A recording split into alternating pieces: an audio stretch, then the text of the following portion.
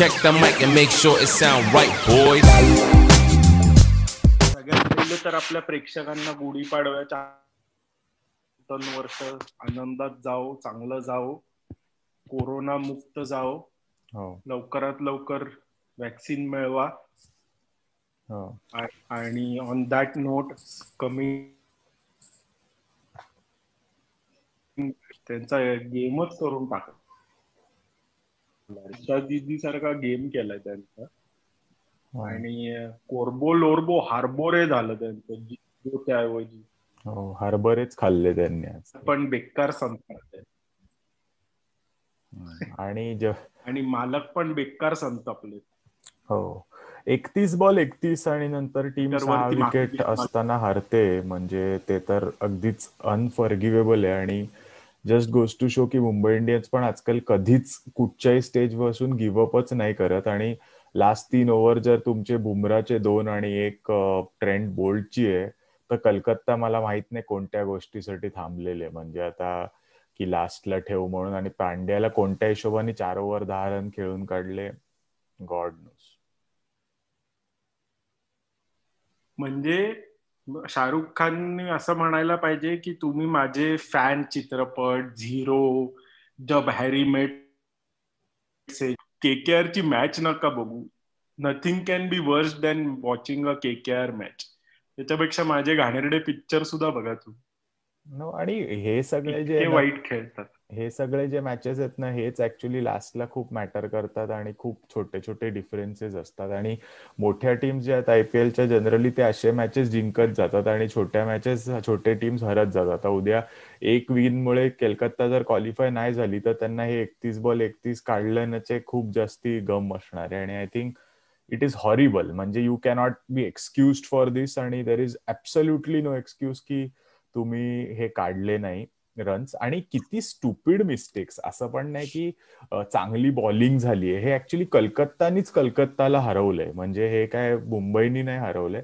नितीश राणा पुढे येऊन काय करतो, शाकिब अल हसन, अरे जर एक लेग स्पिनर चांगला टाकतोय अप्रिशिएट हिम आणि ती ओव्हर खेळून काढा ना. अटॅक कृणाल पांड्या किंवा म्हणजे काहीतरी तरी सेन्स लावा ना. आणि तुम्ही जर लास्ट 3 ओव्हर अशा खेळल्या, त्याच्यात पण मसालच कमवून आणलाय. त्याला क्रिकेट प्रॅक्टिस दिलीच नाही. त्याला नुसते मसालच बनवायची प्रॅक्टिस दिली. त्यामुळे जरा बॉलिंग पडते त्याची. रोहित शर्माची कॅप्टन्सी बघ. म्हणजे you should appreciate that fact की त्या माणसानी रसलला सिली पॉइंट आणि you have 6 runs per over. त्यामध्ये सुद्धा त्यांनी रसेलचे 2 कॅचेस सोडले. 2 कॅचेस. रसलला बेसिकली मेंदू लावायला लागला ना की ते त्याला जमत नाही. यायचं अंधाधुंद मारे सुरू करायची. विचार नाही करायचा. अरे पण ते पण कुठे अंधाधुंदी आपल्याला जमत नाही ते 9 केले. आणि तिथे दिनेश कार्तिक ती बांगलादेशची मॅच एक फिनिश केल्यानंतर तर असं फिनिशर म्हणून त्यांनी त्याच्यानी पण काही जमलं नाही. आणि मग म्हणजे गेलेच होते. पण आय थिंक मे बी डोकं आणि आपल्याला जरा सांभाळून खेळू, विकेट नाही गेली पाहिजे. बैल बुद्धीच खेळायचं. जी आपलं स्ट्रॉंग पॉइंट आहे ताकद, तीच वापरायची फक्त. डोकं आपलं स्ट्रॉंग पॉइंट नाहीये, नाही वापरायचं. संपला विषय. आणि मी तर आय थिंक म्हणजे बॉलला आउट होण्याचं दुसऱ्या बॉलला फर्स्ट इनिंग्स वर मे बी येत झालं तर I will also go to the lens of saying की IPLचा ब्रॅडमन ऑलमोस्ट झालाय. आय थिंक सूर्यकुमार यादव प्रत्येक इनिंग्स खेळतोय यार तो. म्हणजे लाईक असं आता आजकाल इनिंग्सच मला आठवत नाही ज्याच्यात त्यांनी 30-40 पेक्षा कमी केले असतील. म्हणजे डेफिनेटली आजकाल मला एक असं वाटतं की आता is his opportunity to make those 50s into 100s. म्हणजे मी नेहमी बघितलं एक 50-60 केल्यानंतर तो मारतोच, पण म्हणजे मारतो आणि आउटच होतो. But somehow I have always realise की मुंबई इंडियन्स मध्ये कोणी स्वतःसाठी नसतंच खेळत. Everybody is just fulfilling a role. म्हणजे त्याला स्वतःलाही माहितीये की 15-16 ओव्हर आल्यानंतर माझ्या इकडे कामच नाहीये. If I am not hitting a 6 every ball तर हार्दिक पांड्या और कृणाल पांड्या और Pollard need to be in. So म्हणजे just hats off to that management, hats off to the players आणि जस्ट अमेझिंग. पण तेच आहे की त्यांच्या पण आर्मरमध्ये चिंक्स आहेत हे आज दिसलं.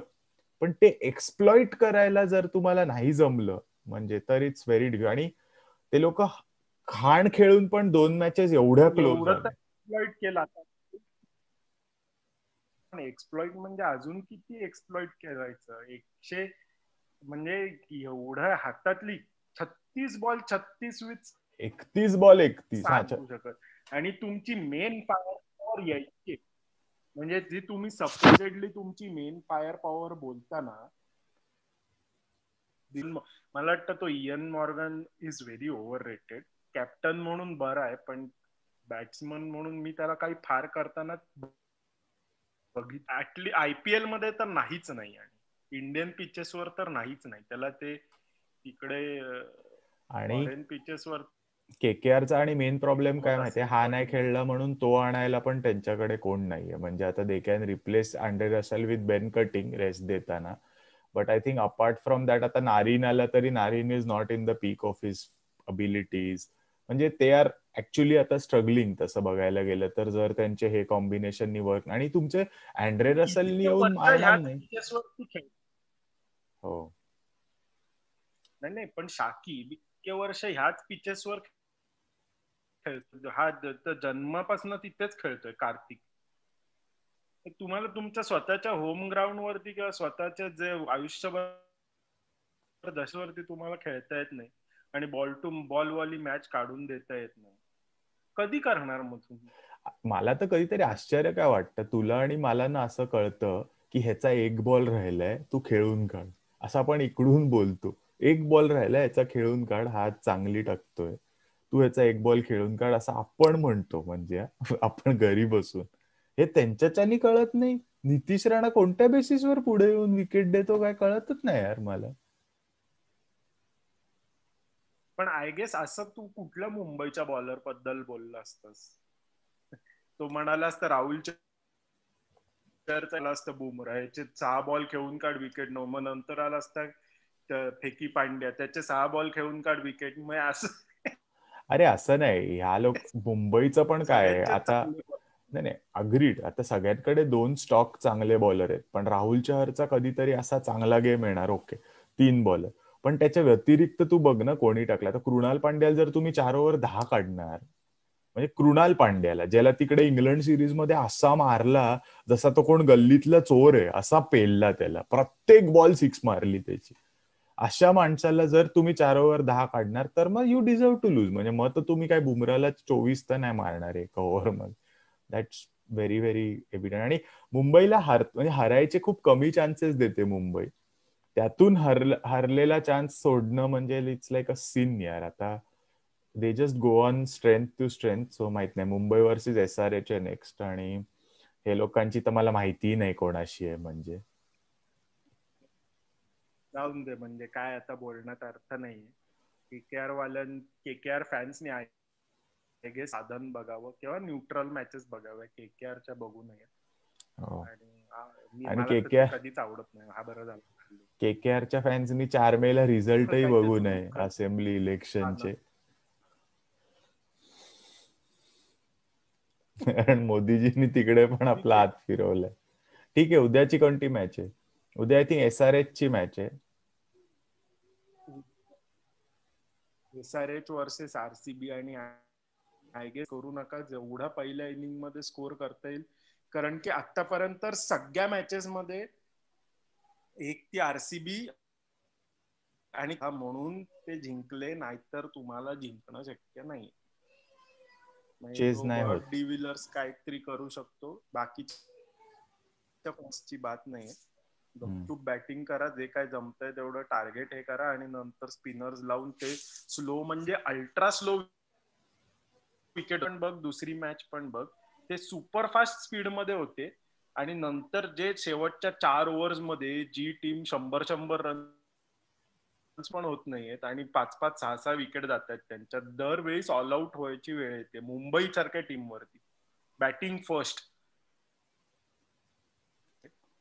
सो गपचूप खूपच स्लो होते रे ते. चेन्नईची विकेट मला समं वाटतं ना, चेन्नईच्या विकेटवरून आहे ना, चेन्नईच्या मॅचेस वरून एंटरटेनमेंट टॅक्स काढून घ्यायला पाहिजे, कारण त्यांच्या पिचवर काही एंटरटेनमेंट होत नाही क्रिकेटच्या नावावर. 150 आणि 130 रन होतात, तेही चेज नाही होत. अशी फालतूतीत एक तर विकेट बनवली आहे, सगळा एंटरटेनमेंट टॅक्स माफ करा म्हणा. सो आय थिंक त्या म्हणजे त्याच्यावर आय थिंक मे बी उद्याच्या मॅच वरती गेलं तर तेच आहे. हा प्रेडिक्शन गेम मी जिंकलेलो आहे. मुंबईने काहीतरी करून लास्ट मुमेंटला मला जिंकवलं. सो 3-2 झालाय प्रेडिक्शन गेम. घशातला असा घास सोडून घेतला, माझं घसा अजून दुखतोय, एवढा आतमध्ये गेलेला घास काढून घेतलाय. मला पण एक्सपेक्टेड नव्हतं आणि मला ही जिंकून काही खुशी नाही झाली. पण आता तुझी टर्न असल्यामुळे आता तुझ्यावर प्रेशर आहे आज.